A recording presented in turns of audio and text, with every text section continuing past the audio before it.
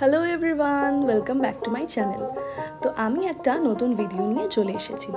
হ্যাঁ, সরি, একটু দেরি হয়ে গেল নতুন ভিডিও নিয়ে আসতে। তো কদিন আগে আমি মেয়ের জন্য রান্না করেছিলাম শিং মাছের ঝোল। তো অনেক দিন ধরেই ভাবছিলাম শিং মাছ এনে ওর জন্য শিং মাছের ঝোল বানিয়ে ওকে খাওয়াবো। তো যেমন ভাবনা তেমন কাজ, শিং মাছ আনাও হয়ে গেল এবং শিং মাছটা রান্না যেটা আমি করেছি সেটার প্রসেসটা আমি তোমাদেরকে এই ভিডিওর মাধ্যমে দেখাবো। তো তোমরাও কি সেম প্রসেসে রান্না করো? যদি কোনো অন্যরকম প্রসেসে রান্না করে থাকো তাহলে সেটা কিন্তু আমাকে জানাতে ভুলো না, কারণ আমিও সব কিছু নতুন শিখছি। যেমন কিভাবে শিং মাছের ঝোলটা বানাতে হয়, তো হতে পারে আমিও কিছু ভুল করে থাকতে পারি। তো যদি করে থাকি সেটা তোমরা কিন্তু ভিডিওতে অবশ্যই জানিও।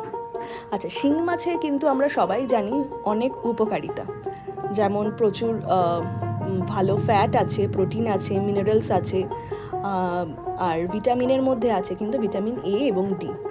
ভিটামিন এ আর ডি থাকার ফলে কিন্তু বাচ্চাদের হাড়ের খুব ভালো ডেভেলপমেন্ট হয় এবং চোখও খুব ভালো থাকে। তো এত কিছু যখন উপকারিতা আছে, তো তখন তো এই মাছটাকে রান্না করতেই হতো। তো আমি প্রথমে মাছটাকে ভালো করে ভেজে নিলাম, হালকা করে, একটু সাদা তেলেই ভেজেছি।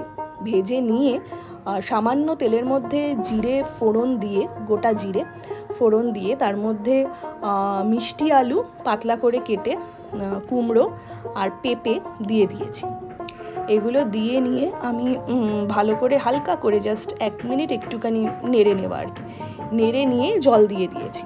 ভালো করে জলটা যখন ফুটে গেছে তারপর মাছগুলো দিয়েছি। আর মশলা বলতে দিয়েছি খুবই সামান্য কয়েকটা জিনিস, যেমন হলুদ, জিরে গুঁড়ো আর অল্প গোলমরিচের গুঁড়ো, কারণ আমার মেয়ে গোলমরিচের গুঁড়োর ফ্লেভারটা ভীষণ ভালোবাসে। তো ওটা দিয়ে মাছগুলোকে দিয়ে ভালো করে একটু ফুটিয়ে নেওয়া, ওই 10 থেকে 12 মিনিট মতন সিমে রেখে ভালো করে ফুটিয়ে রেখেছি। নেবার পরেই দেখলাম মাছটা একদম পারফেক্টলি ডান। আর যখন ওকে দিলাম খেতে, তো তখন লেবুর রস ওপরে ছড়িয়ে তারপর খেতে দিয়েছিলাম।